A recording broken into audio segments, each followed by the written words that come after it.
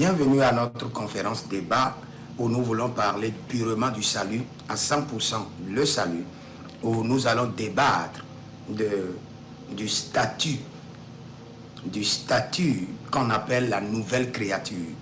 Quelles sont les caractéristiques qui caractérisent, ou bien quels sont les niveaux qui caractérisent un enfant de Dieu pour qu'on puisse l'appeler nouvelle créature. Maintenant, nous allons prier d'abord. Saint-Esprit de Dieu, nous avons besoin de toi. Et que toute la gloire te revienne. Merci Saint-Esprit de Dieu. Si vous êtes en ligne, nous allons lire beaucoup de versets bibliques. Ne vous inquiétez pas. Surtout si vous êtes serviteur de l'Éternel, j'aimerais que vous écoutiez très bien cet enseignement.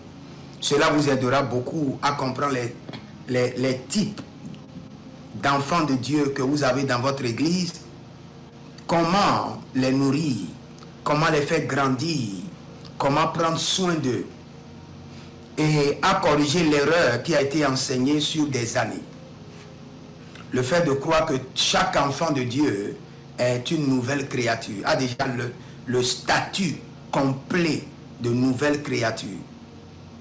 Vous ne pouvez jamais comparer un nouveau recrue à un ancien qui a déjà un grade élevé. Dans le plan de Dieu, le salut a été conçu pour être une marche, un processus. Le salut n'est jamais automatique. Jamais. C'est vrai, la miséricorde de Dieu peut intervenir pour que quelqu'un ait son salut automatique. Mais à l'essence du salut, nous voyons que cela a été conçu pour être un processus. C'est pourquoi après avoir reçu le Seigneur nous a laissés sur la terre pour travailler à notre salut. Et même nous qui sommes les hommes de Dieu, plusieurs parmi nous n'avons pas encore le statut de nouvelle créature. Nous avons juste le statut, comme je l'ai dit, embryonnaire, où la semence de Dieu a été introduite. Et rapidement de 12 points qui vous confèrent le statut de nouvelle créature en Christ. Le premier point, c'est l'assurance du salut. L'assurance du salut. Si quelqu'un a l'assurance du salut, nous pouvons dire maintenant qu'il a gravi le premier point, le premier niveau vers le statut de la nouvelle créature. Il a l'assurance du salut. Après avoir cru, il y a des gens, même le jour de leur conversion, ils reçoivent l'assurance de leur salut. Ils sont intrépides, pas de l'assurance du salut. Jean chapitre 10, le verset 28 à 29, Romains 8, 38. Mon Père qui me les a donnés est plus grand que tout, et personne ne peut les ravir de la main de mon Père. C'est un niveau de compréhension. C'est un niveau de foi. C'est un niveau de marche avec le Seigneur qui vous confère cette certitude que là où vous êtes né de nouveau, régénéré, et vous avez l'assurance, la licence de cette régénération. Les amener de ce monde directement, ils seront au sein d'Abraham. C'est de cela que nous parlons. C'est ce qui est l'assurance du salut. Une assurance de salut intrépide, où vous ne doutez pas. Parce que la Bible déclare que celui qui doute n'espère pas recevoir quelque chose du Père. Il est comme l'eau de la mer. Donc avant de parvenir au statut de la nouvelle créature, vous devez forcément passer par l'assurance du salut. Maintenant, le deuxième point, les fruits de l'esprit. Les fruits de l'esprit. Nous avons plusieurs enfants de Dieu.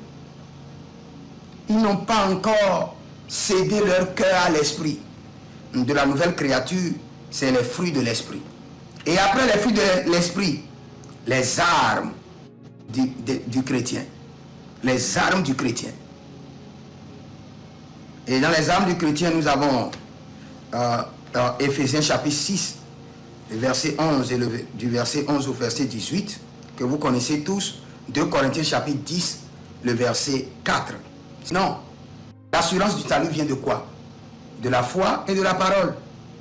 C'est clair. Les fruits de l'esprit viennent de quoi? De la foi, de la parole et de l'obéissance. Le fait de s'abandonner pour être remodelé par l'esprit.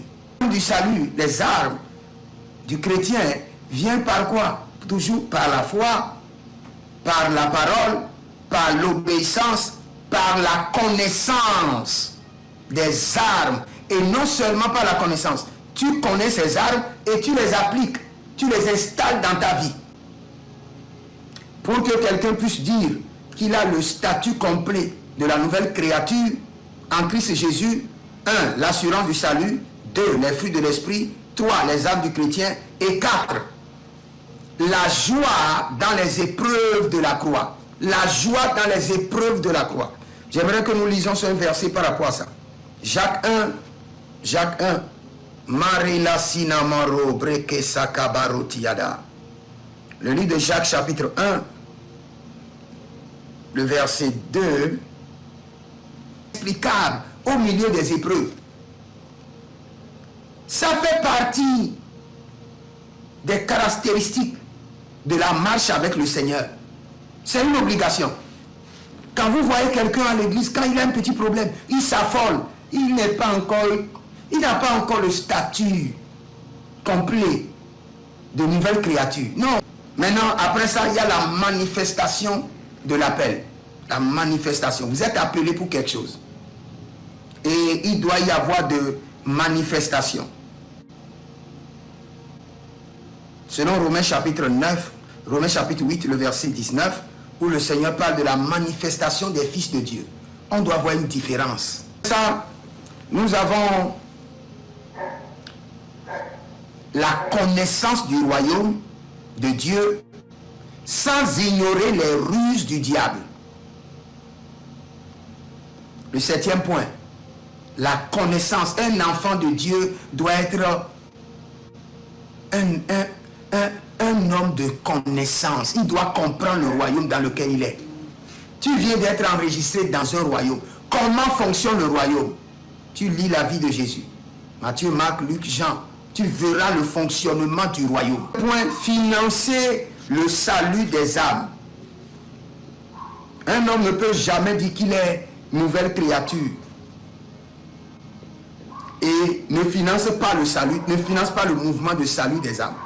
Il veut quelle puissance? Le peu qu'on a mis en toi, tu ne l'utilises pas et tu demandes de grande puissance. Le ciel considère cela comme de l'orgueil. Combattre le système de l'antichrist. Combattre le système de l'antichrist. Et vous pouvez Marileka Sobrana. 1 Jean chapitre 4, le verset 3. Donc, nous devons avoir des systèmes qui combattent l'antichrist. 11. Un plan spécial pour les prisonniers, les veuves, les étrangers et les orphelins. Ça c'est clair. Nous pouvons voir cela clairement dans Hébreux chapitre 13, le verset 3, dans Jacques 1, 27. Un plan de recrutement pour le royaume. Actes chapitre 6, le verset 3. Exode 18, le verset 21.